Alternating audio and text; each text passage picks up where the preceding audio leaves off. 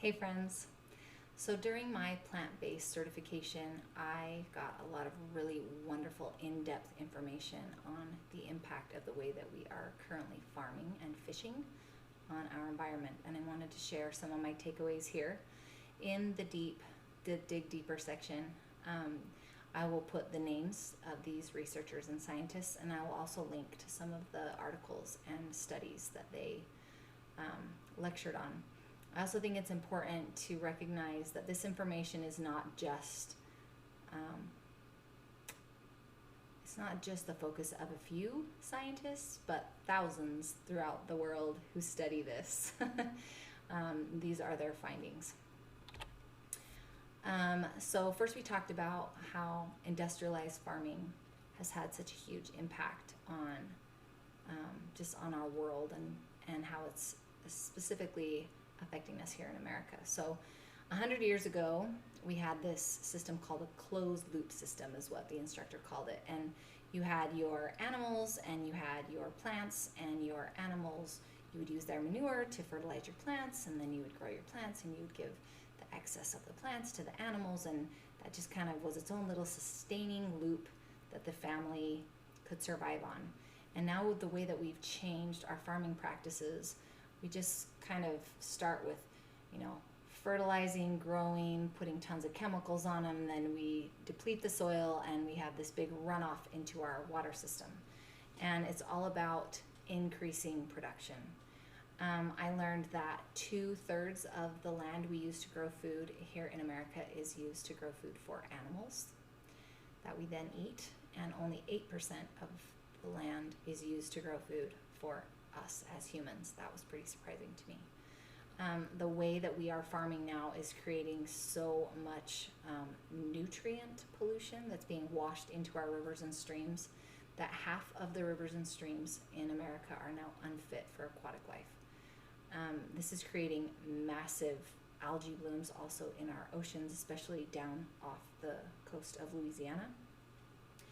And they call them dead zones because all the oxygen has been depleted from these areas and nothing can survive there. This dead zone off the coast of Louisiana is bigger than the BP oil spill, and yet we're not talking about it all the time and talking about how to fix it. I hadn't even heard about it until I took my certification course. Also, the use of antibiotics in all of our factory farms on the animals to help them grow bigger and faster and to keep them healthy, and because they're packed in there so close to each other. So they're given lots of antibiotics to prevent disease, and that in turn, when we are eating those animals, is having major effects on drug-resistant bacteria that makes it so when we get sick, the antibiotics won't work for us. I also learned a lot about our water systems throughout the world and how we really do have a finite amount of water, and we are being so wasteful with our use of it because as animal farming has increased, we are needing to find enough water to give to the animals. So to grow 1 ton of beef, it takes 4 million gallons of water. Growing plants takes a fraction of that amount of water. And that's why they say that people who eat a vegan diet reduce their footprint by 60% because you're saving that much water just because you're not eating animals. The need for water has increased so dramatically that around the world, people, they called it mining for water. They're drilling down to the underground aquifers and draining the water from those water sources. And those water sources take about 10,000 years to refill themselves. So we're just rampantly, wastefully using up all our resources without thinking about how it's going to be impacting our future generations. We have some major changes that are going to be coming up actually within the next 20 to 30 years if we don't really adopt some better habits. So factory farming, there's a little bit of a range for what researchers say how much they affect our greenhouse gases. 18% is on the low end, and that's usually just taking into account like their the gases that come off their manure and like their farts and stuff. But if you take into account the amount of deforestation that's happening to clear land away, so that you can build more factory farms, then that number jumps a lot higher. And some researchers are saying it's having a 51% impact on our greenhouse gases. So that's a huge number. And these scientists who study how greenhouse gases are affecting our climate say that within 100 years, the plants that we're currently growing right now on our Earth's environment, it will be too hot for them to thrive. So in 100 years, we will have depleted a lot of our water, our plants will no longer be growing, and our population will be growing at the same time. So we're just creating a really awful situation for our great-great-grandbabies. I also was really surprised to learn about the devastating effects we're having on marine life. I knew a lot about how plastics were affecting the environment and like shark fin soup and some of the horrible industrialized fishing practices, how they're devastating our oceans. But I didn't know that we've already reached a 90% decline in the predator fish in our ocean. And now that we've started this new way of, they're like farming fish, it's called aquaculture. Now they're going and farming or fishing for all the little tiny fish to feed the salmon we love to eat so much. And so now we're depleting that as well. 75% of the fisheries in the world are now maxed out. And not only that, but the communities that rely on fishing to stay alive, we're taking their fish. They're not getting the fish that they need to sustain their communities. Tilapia is the only sustainable fish to grow because it actually feeds off those plankton and algae blooms. All other fishing practices are just devastating the oceans. And learning about how wasteful it is, how they're throwing away up to 70% of what they catch just dead back into the ocean and destroying the ocean floor and the coral. Let's just say I'm really happy that I don't eat fish. And I really wish that more people knew about the way that we are treating our oceans and the impact that it's having, and that's part of why I'm making this video. And then lastly, I learned a lot about GMOs and how they are affecting our health. So most produce is GMO free. I wanted to tell you some that are not though. So corn and soy produced in America is a GMO. So you always want to make sure when you're purchasing soy milk or tofu, soybeans, that they are organic, because organic food cannot be a GMO, cannot be genetically modified, or that there is a stamp on it that says non-GMO. That's really important. So corn, beets, zucchini, summer squash, radicchio, and Hawaiian papaya, those are the foods that are currently genetically modified here in the US.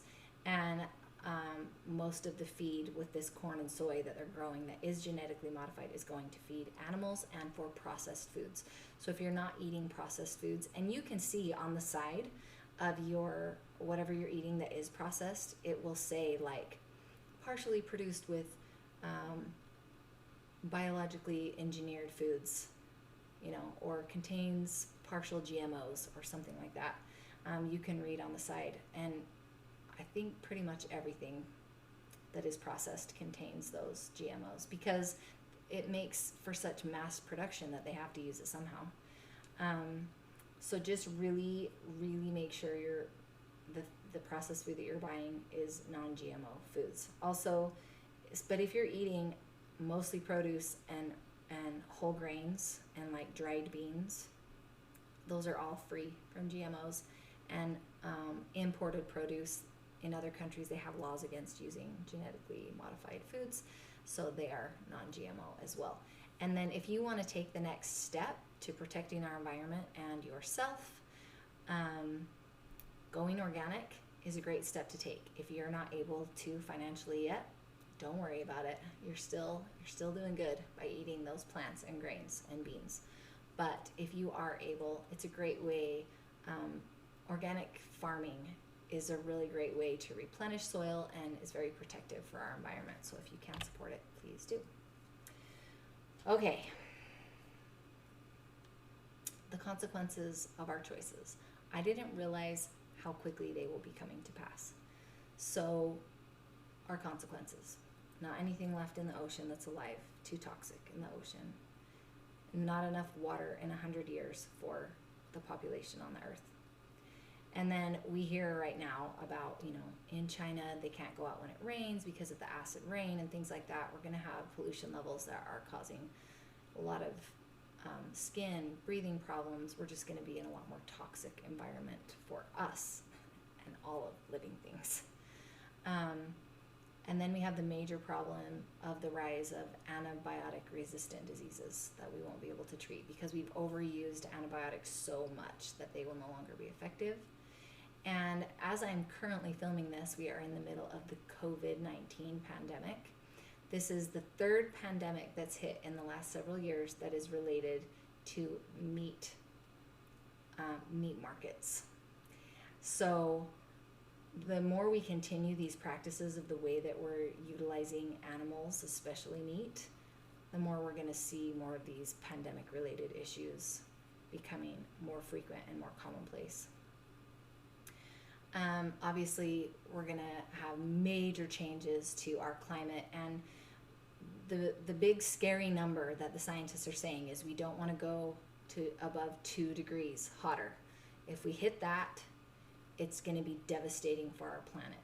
We will be in our 6th mass extinction, which the last mass extinction event was the dinosaurs.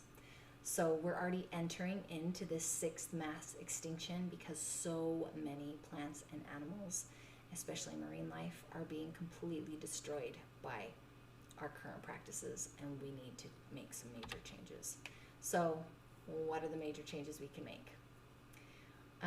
We can make some huge changes, protective changes for our environment, and keep things happy and healthy for our future generations if we just adopt these changes. So obviously eating plant-based. Yay! Another win for plant-based eating. So many of the reports from these scientists who are studying climate and the effects of our current practices state switching to a plant-based diet as being like the number one thing we can do to protect the planet. So good for you and good for me. And then obviously avoiding genetically modified foods and supporting organic farms, which do that crop rotation that's more protective for the environment.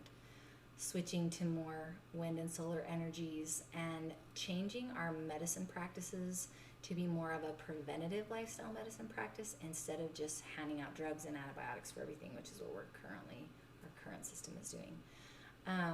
We also need to be smarter with how we figure out transportation and our communities so that there's more pedestrian activity. It just fosters more walking and bike riding.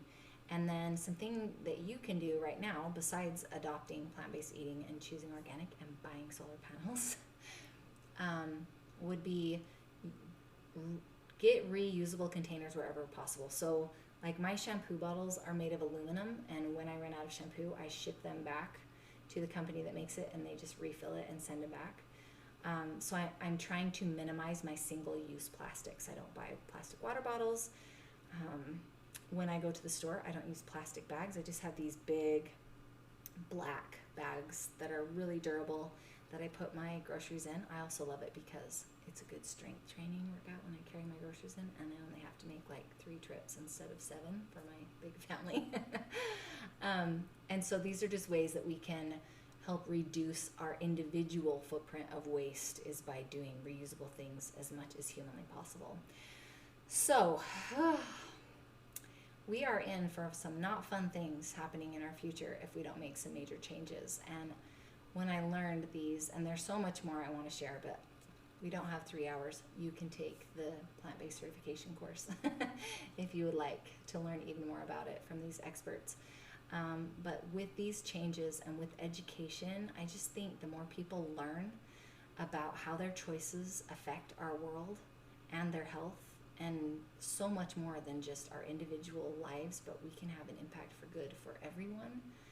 I just think that helps motivate us to be the change we need to be to make our world a better place.